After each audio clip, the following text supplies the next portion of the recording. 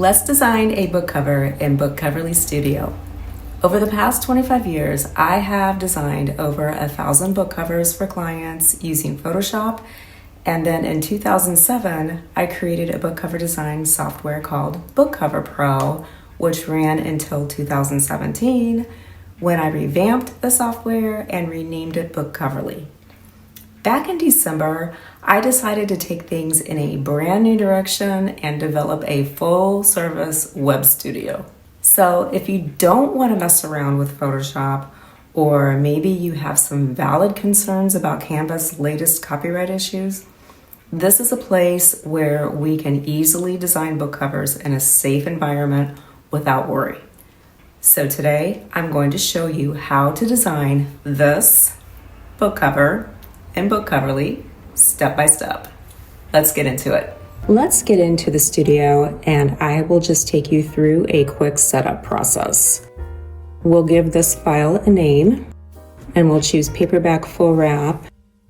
And we'll stick with 6 by 9 inches. And then on the page count, I'll make this 280, and you'll see the spine width change when I do that. We'll keep white 60-pound paper. And then stick with inches in the ruler, and I think we're good to go. So over here in the left-hand column is where we keep all of the tools. I'll take you through some of these categories. And these are all images that we've either created or that are free to use or in the public domain. So they are all 100% safe to use. You don't have to worry about any kind of copyright issues with these. There are several categories so far, and we'll continue to add more as we go. Also, as a user, you can create your own folders to store your own private images, which is kind of nice. Here are some characters we've drawn and some special effects. Another thing I wanted to mention, a lot of these images are in color, but the colors are all changeable with the hue settings, which I explained in my other video. So really, there's just so much you can do with these images and text. It's kind of crazy. So let's get into this paintings category. We'll be designing a cover using a classic painting as the image. And in this category, I have placed several public domain images. Classic art is becoming a trend in cover design. And it's really a smart move because, number one, there are literally thousands, tens of thousands of classic paintings that are in the public domain, which means they are free to use for any purpose.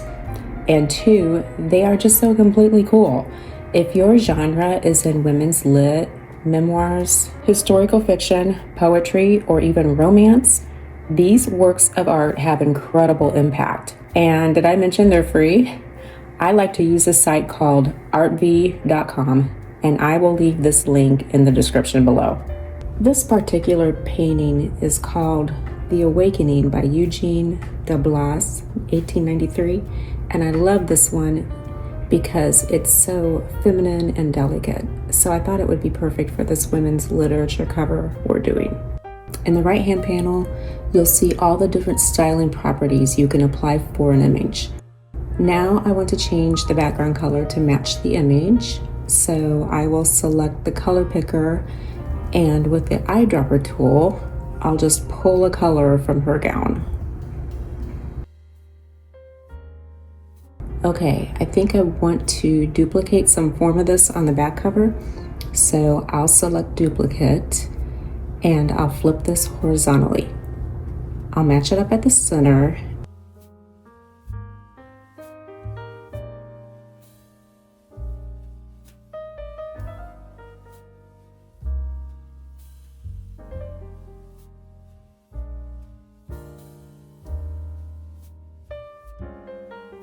Then in color adjustment, I'm applying a Gaussian blur to this image. Let's move it in. Now I want to do some sort of Victorian looking flourish. So I will go into borders and frames, and I want something not too fancy but subtle.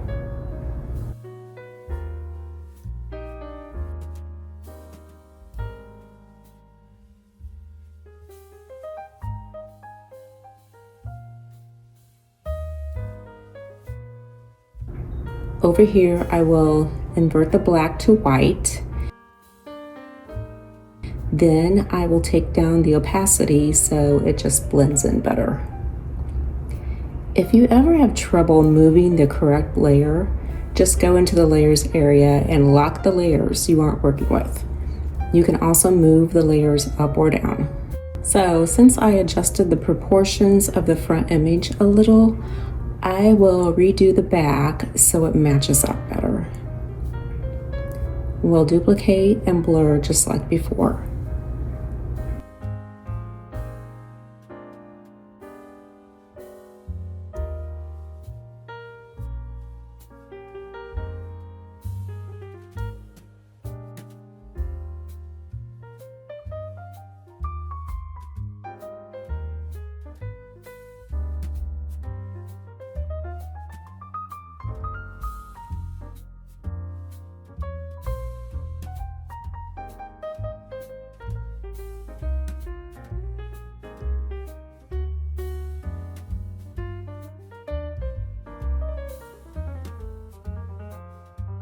I'll duplicate the border over to the back.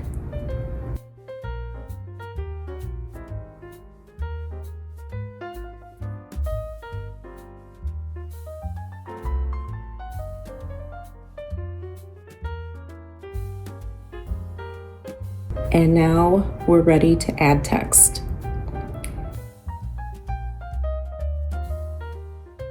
In the font text properties, you'll see a bunch of different styling components.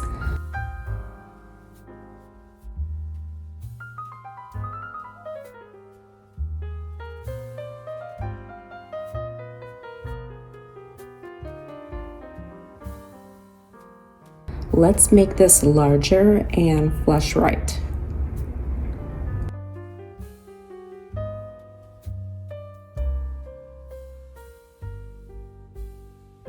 I'll select a new font for this. I'll choose one of the existing fonts, or you can also import your own.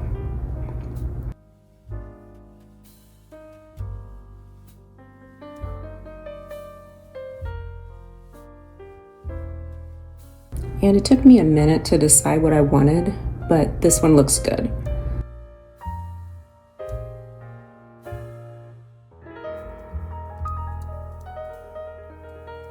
Let's change the color.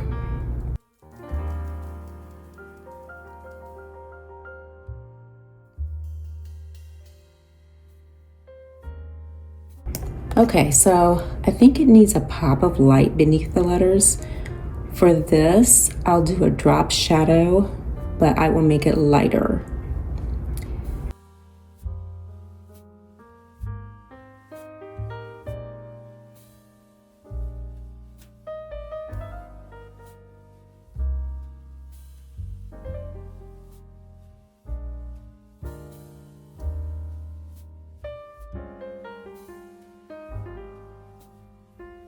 You can apply things like gradation,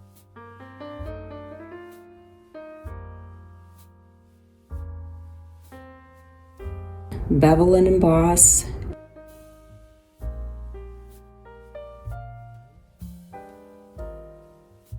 and texture.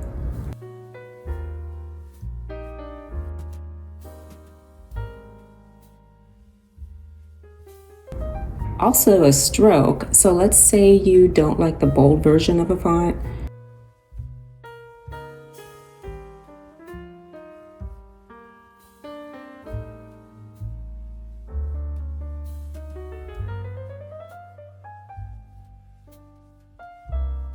Instead, just add a small stroke and it's perfect.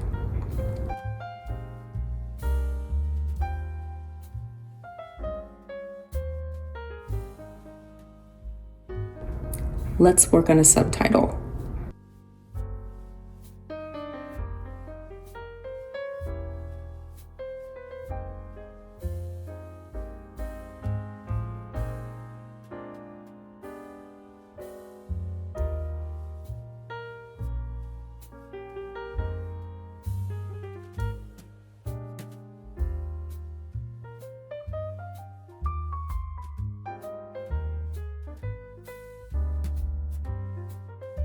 I want to make sure it shows up on the image, so I'll fit it within the light part of her gown.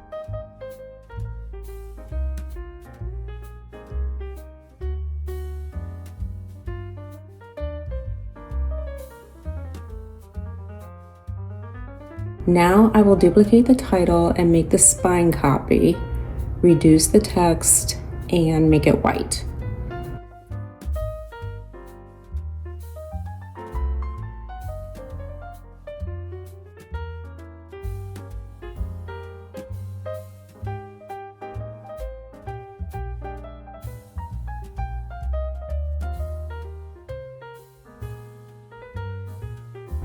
There are a couple ways to position the spine text. You can either stack vertically, which is really cool, or you can turn it at a 90-degree angle.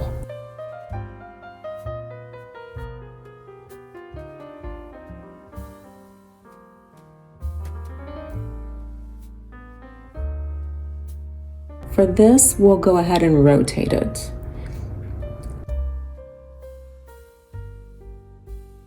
And I'll place a soft drop shadow on this.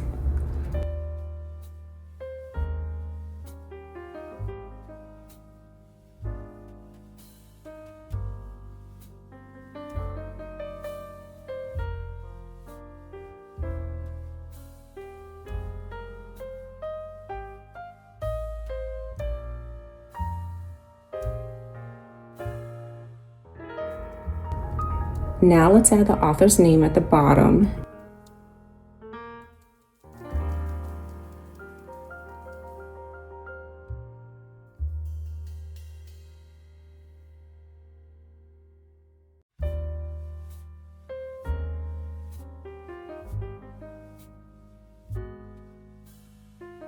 And I will make that white.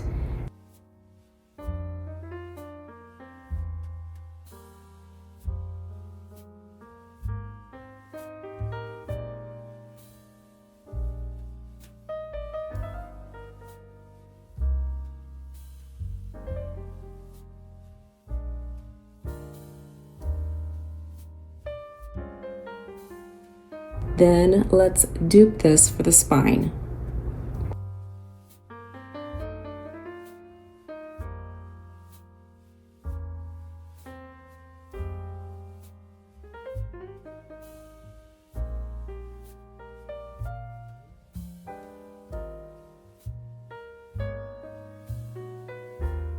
Before I forget, I want to make sure I save my work. So let's go ahead and save this project.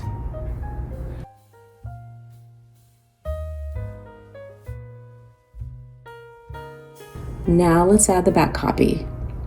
I typed this in my notes, so I'll just copy and paste this right in.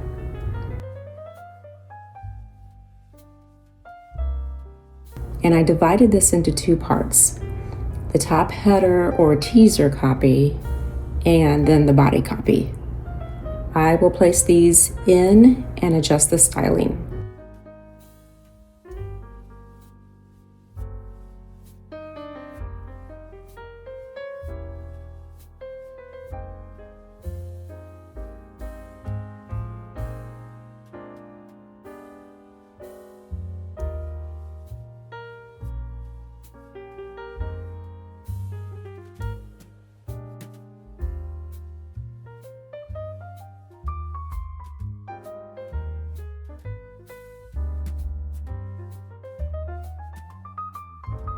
Let's increase the line height for the body copy. Then I'm going to change this to the same color as the title, which is like a dark muted teal. Let's see how this looks in justified alignment. Very cool. Okay. Now I want to reduce this way down to see if it's readable at thumbnail. I think this will work. Again, we can play around with it more, but this gives you a good direction on design, and it's really something that anyone can do.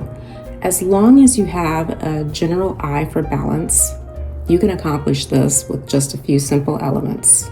So let's save this one more time, then we will export to a print-ready PDF. And here's the final file. Looks really good. And it all took less than a half an hour. One more thing, if you need to add an ISBN barcode, that's built in as well. Just select the barcode icon, then you're going to type in your ISBN and optional price code. Let's say your book is $12.99 USD. You would type 51299. If you don't want a price, just type 90000. Resize if desired, and you'll have to check with your printer to see where it needs to be placed, but that's all you need to do. So if you want to learn more about designing a cover, I will try to share more tutorials as well as tips and tricks I've learned along the way here on a weekly basis. And I will also be putting together some in-depth courses as well. With this studio app, I wanted to include all the main tools that authors and designers need to create a nice book cover. And I know Canva, for instance, is kind of limited on what it can do, especially for wraparound covers. So I took all of this into careful consideration when I was developing the app. And as we move forward, we'll be implementing even more features to the studio. So any feedback is encouraged. And if you have ideas to share, please let me know in the comments below. I totally appreciate it. I will also leave some links in the description as well that can be helpful. Thanks everyone for watching, and I will see you in the next video.